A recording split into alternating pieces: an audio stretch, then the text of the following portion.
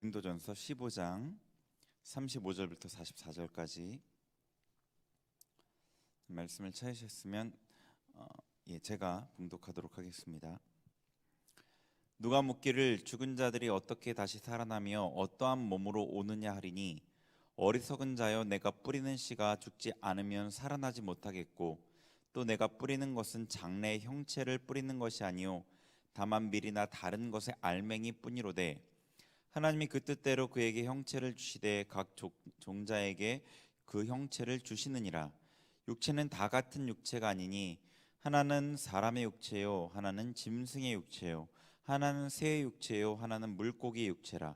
하늘에 속한 형체도 있고 땅에 속한 형체도 있으나, 하늘에 속한 것의 영광이 따로 있고 땅에 속한 것의 영광이 따로 있으니, 해의 영광이 다르고 달의 영광이 다르며 별의 영광도 다른데 별과 별의 영광이 다르도다.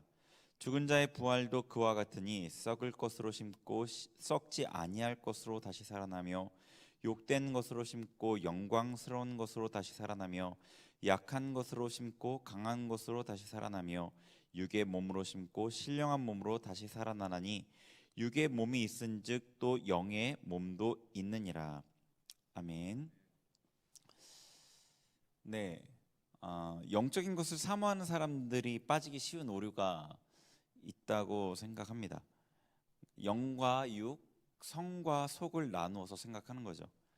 그러니까 그런데 영과 육은 모두 다 하나님께서 창조하셨죠. 그런 것들을, 그 구분을 하나님께서 모두 다 창조했다는 그 하나님의 안에서의 하나됨을 알지 못하고, 육이 타락했고 세상에 하나님의 통치 아래 있지 못하다 생각하는 거죠. 그런 부분이 있는데, 그럼에도 하나님께서 창조하셨다는 사실에는 변함이 없죠. 변질이 있지만 하나님의 원리가 그대로 작용합니다. 그래서 이 아, 네, 땅의 원리를 통해서 하나님 하늘의 원리를 유추할 수 있는데 그러지 못하는 거죠. 육과 영이 분리됐다고 생각하는 거죠. 육의 행동, 모습이나 생각이나 감정의 반응을 통해서 그 사람의 영의 상태를 알 수 있는데, 그렇게 생각하지 못하고 나는 영은 하나님 앞에 바로 서 있어. 그렇지만 육의 내 행동을 통해서 자신의 영의 상태를 보지 못하는 그런 모습들이 있는 겁니다. 근데 바울 사도는 그렇지 않았기 때문에 땅에 있는 원리를 통해서 하늘의 원리를 알 수 있었고, 하늘의 원리인 부활을 설명하고 있습니다. 자, 부활의 어떤 모습에 대해서 오늘 설명하고 있는 내용을 한번 보겠습니다. 35절 다시 한번 읽어보죠. 제가 누가 묻기를 죽은 자들이 어떻게 다시 살아나며 어떠한 몸으로 오느냐 하리니.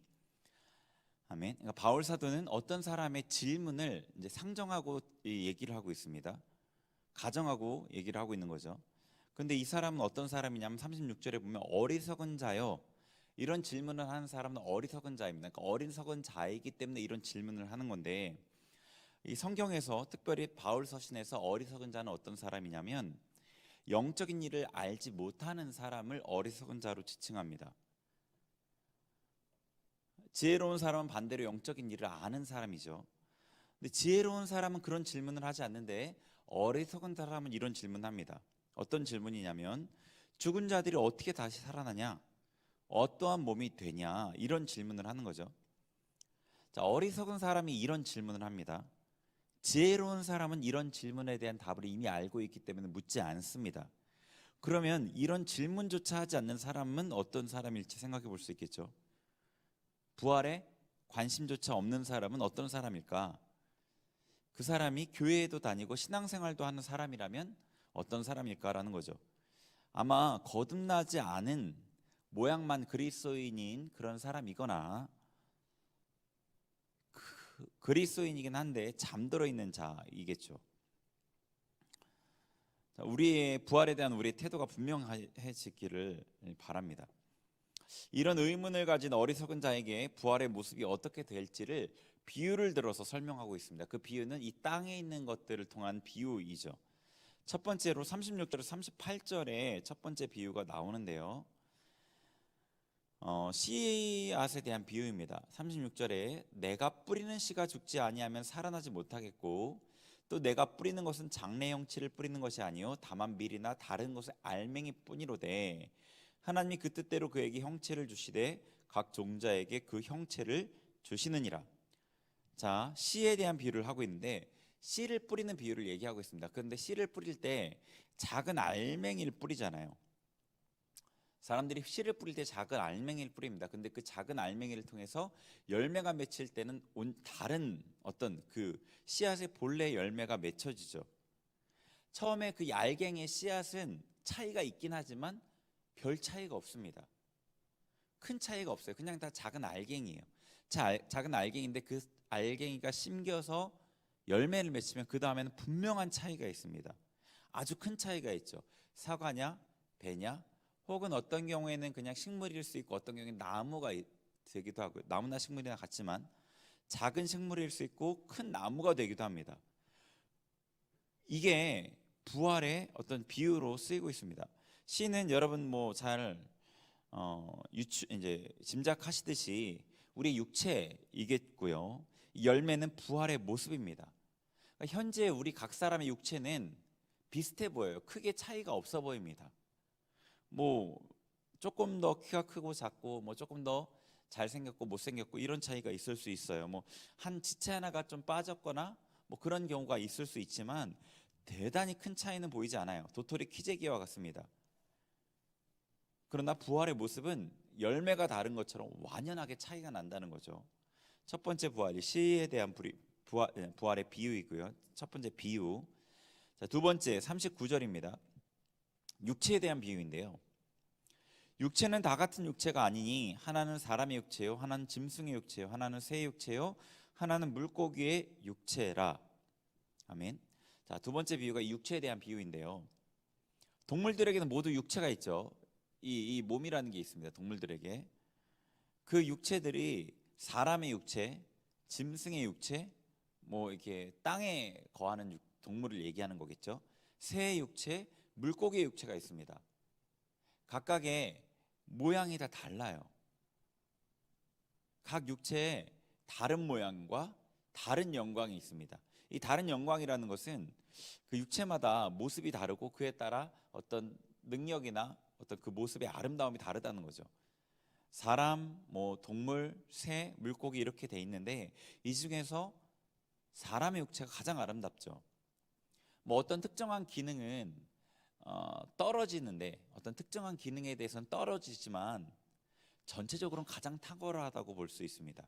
뇌의 기능뿐 아니라 뭐 손의 정밀함, 전체적인 조화, 하나님을 닮은 어떤 그런 모습, 형상 같은 것들도 그렇죠.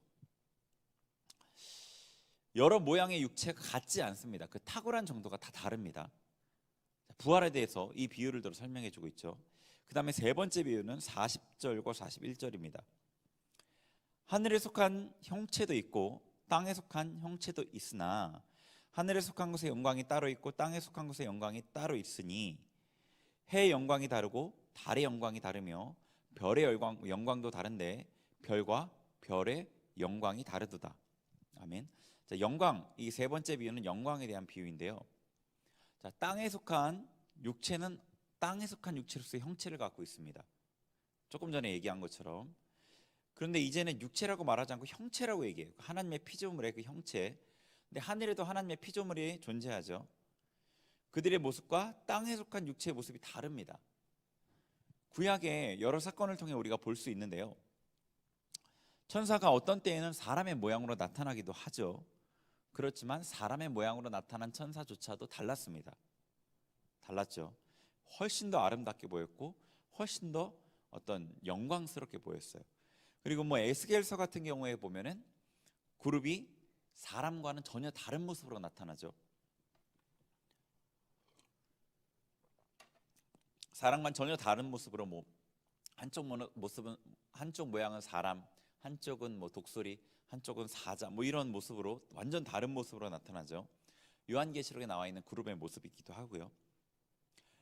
그 모습뿐 아니라 다른 영광을 가졌습니다. 그리고 뭐 계시록에 보면은 하늘과 땅 사이에 천지 사이에 서 있는 엄청 큰 천사가 나오기도 합니다. 그리고 다른 영광을 가졌어요. 천사들마다 다른 맡은 직임이 달랐고 그 직임마다 다른 영광을 가졌습니다. 다른 영광을. 그러니까 하늘에 속한 형체, 천사와 같은 존재는 이 땅에 속한 육체와 다르게 더 큰 영광을 가지고 있습니다. 또 다른 예로는 예수님 부활하셨을 때 그 천사가 나타났잖아요. 근데 그 천사의 모습을 군병들이 보고 순식간에 순간적으로 마비가 되는 사건도 있었어요. 천사의 영광을 보고 막 큰 경외감과 충격 가운데 움직일 수 없었던 거죠. 순간적으로. 그러니까 천사와 사람의 영광의 차이가 크다는 것을 알 수 있습니다. 그리고 이 차이는 우리가 쉽게 볼 수 있는 하늘로 설명이 돼요. 해와 달과 별이 있죠. 우리가 보기 쉬운. 그리고 별과 별 사이에 또 차이도 있습니다. 해는 아주 밝아서 바로 볼 수가 없죠. 눈으로 바로 보면 눈이 상합니다. 오래 보고 있으면 눈이 실명을 일으켜요. 달은 밝고 분명하게 보이지만 맨눈으로 볼 수 있어요. 그리고 별은 아름답지만 작게 빛납니다. 별 중에서 북극성처럼 더 밝게 빛나는 별이 있고요.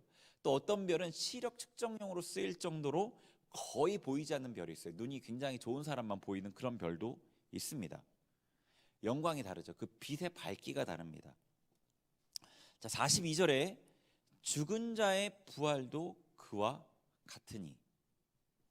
죽은 자가 부활할 때 어떤 모습으로 부활하냐? 이런 비유의 모습처럼 부활한다는 겁니다. 자, 썩을 것으로 심고 썩지 아니할 것으로 다시 살고요. 썩을 것은 우리의 몸이죠. 썩지 아니할 것은 부활의 몸이고요.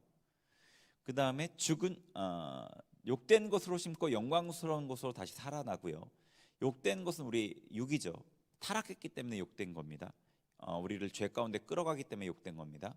육체, 욕된 것으로 심고 영광스러운 것, 신령한 몸, 부활의 몸으로 다시 살아나는 거죠. 약한 것으로 심고 강한 것으로 다시 살아납니다. 약한 것은 우리의 육체죠. 병에 걸리기 쉽고 망가지기 쉽고 이런 약한 것이 우리 육체이고요. 강한 것은 부활의 몸입니다. 수명이 제한되어 있지 않고 병에 걸리지도 않고 다치지도 않는 그 부활의 몸입니다. 44절에 육의 몸으로 심고 신령한 몸으로 다시 살아난다. 육의 몸은 이 몸이고 신령한 몸은 부활의 몸이죠. 자, 지금까지 살펴본 내용을 통해서 부활 때 우리의 모습이 다르다는 것을 알 수 있어요. 부활하는 사람마다 영광이 다른 겁니다. 부활하는 사람마다 영광이 다른 겁니다. 그 영광이 해와 달과 별의 또 별과 별의 차이처럼 분명하게 차이가 집니다.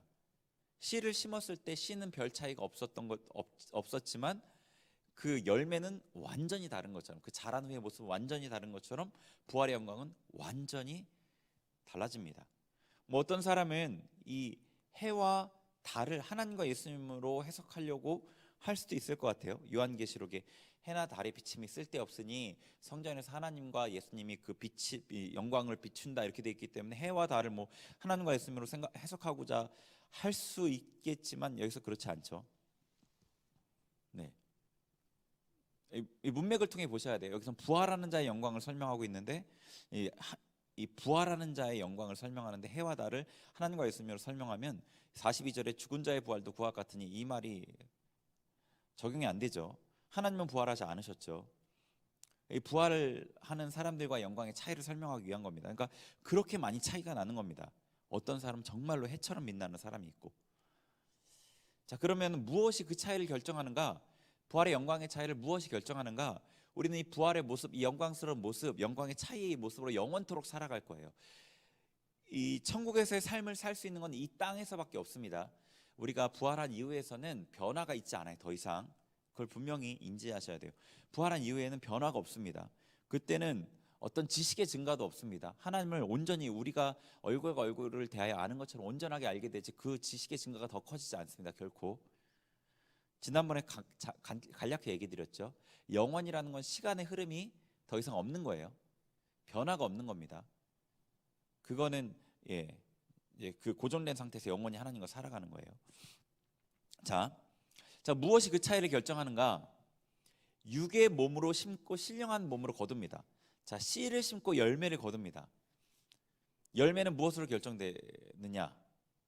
씨의 종류에 따라 결정이 되죠. 그러면은 같은 원리로 같은 비유를 쓰고 있으니까 신령한 몸은 무엇에 따라 결정되나요? 우리의 육체를 통해 결정이 되는 겁니다.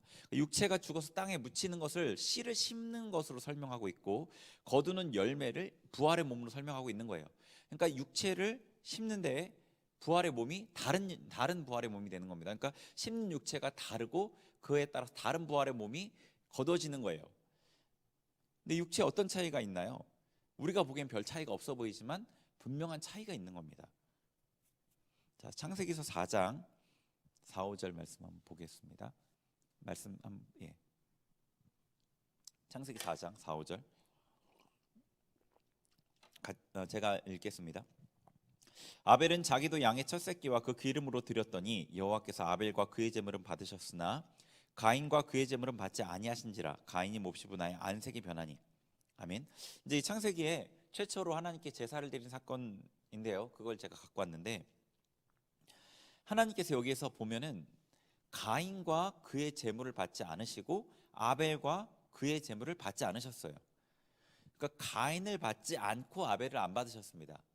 그의 제물만 아니라 헌금만 아니라 헌금을 드리는 사람도 안 받으셨어요. 가인을 안 받았다고 하실 때는 가인의 영만을 받지 않은 게 아니죠. 가인의 혼만을 받지 않은 게 아니라 가인의 영과 혼과 육 전인을 말하는 겁니다. 그러니까 하나님께서는 가인의 육체를 포함한 가인 전체를 거절하셨던 거예요. 아벨의 육체를 포함한 아벨의 전인을 받으신 겁니다. 그러니까 이 전인 가운데 특별히 하나님 보시기에 이 가인의 육체와 아벨의 육체도 차이가 있었던 거죠. 자, 하나님께서 사람의 모습을 보실 때, 사람을 보실 때 무엇을 보실까 생각해 보면 어떤 육체 차이가 있는지 알 수 있겠죠. 여러분은 사람을 볼 때 뭘 보나요? 우리가 쉽게 사람의 외모를 봅니다, 이렇게 생각할 수 있겠죠. 근데 조금 우리가 조금만 자세히 보면은, 조금만 깊게 생각해 보면 그러지 않은 것을 알 수 있습니다. 여러분이 어떤 사람을 볼 때 그 사람에 대해서 이 사람과 나와의 관계에 지난 시간, 역사가 겹쳐져서 보여요. 무슨 얘기인지 아세요? 이 사람이 나를 어떻게 대했는지, 나를 도와줬는지, 나에게 어떤 고통을 끼쳤는지, 그걸 함께 오버랩해서 본단 말입니다. 그 사람을 볼 때 그 사람이 나와의 관계에서의 역사를 오버랩시켜서 어떤 사람을 보면 그 사람이 나에게 어떤 말을 하지 않았는데도 기쁘기도 하고 기분이 나쁘기도 하고 그렇게 되는 거예요. 그죠?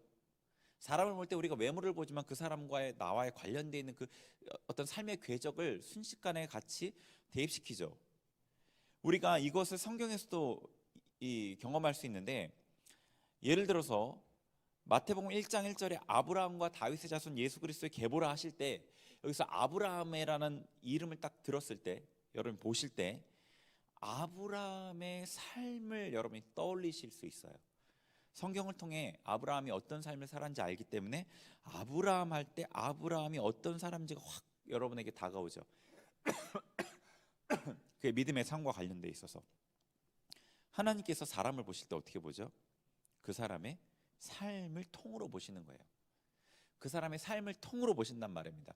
그 사람의 생각과 그 사람이 어저께 무슨 일을 했는지, 일주일 전에 무슨 일을 했는지, 하나님과 관계에서 어땠는지, 이게 통으로 보여져요. 그래서 어떤 사람의 몸이 더 거룩하고 어떤 사람의 몸이 더 부정합니다. 회개하면 정결하게 해지죠. 근데 그 몸을 어떻게 사용하느냐에 따라서 그 몸이 어떤 상태가 지금 결정이 되는 거예요. 현재 어떤 상태인지가.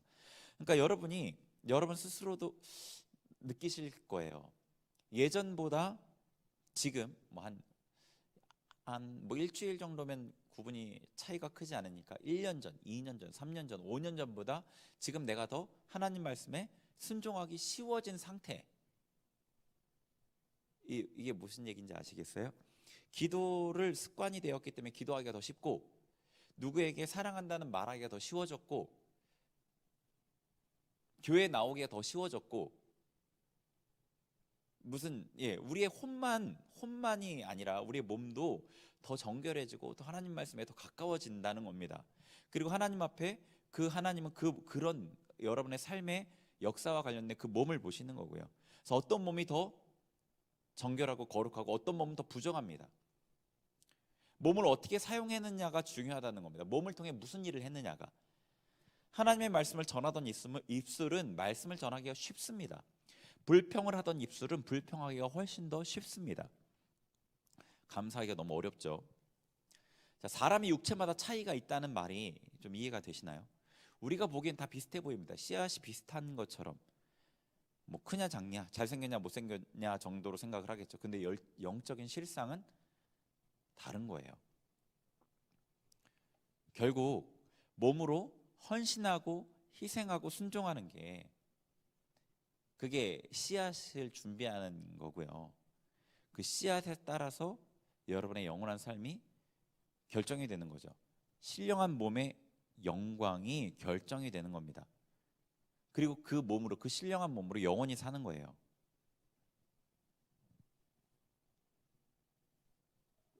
이 땅의 삶이 천국을 준비하는 삶이다 뭐 이런 건 아시잖아요, 그죠? 근데 실제로 이렇게 구현됩니다. 실제로 이렇게 구현이 되는 거예요. 여러분이 부활했을 때 어떤 사람은 더 영광스러운 모습으로, 어떤 사람은 덜 영광스러운 모습으로 부활할 거예요. 하나님께서 우리 몸을, 이 몸 자체 안락이나 기쁨 이런 것들을 위해서 살도록 몸을 주신 게 아닙니다. 몸을 위해서 살도록 몸을 주신 게 아니란 말입니다. 이 시대는 몸의 쾌락이 너무 많이 집중돼 있죠. 몸은 하나님의 뜻을 이루는 도구이고요, 한시적으로 우리 영이 거하는 처소예요. 여러분의 몸으로 무엇을 할지 주의하시고 결정하셔야 됩니다. 그에 따라서 영원한 삶이 결정이 돼요.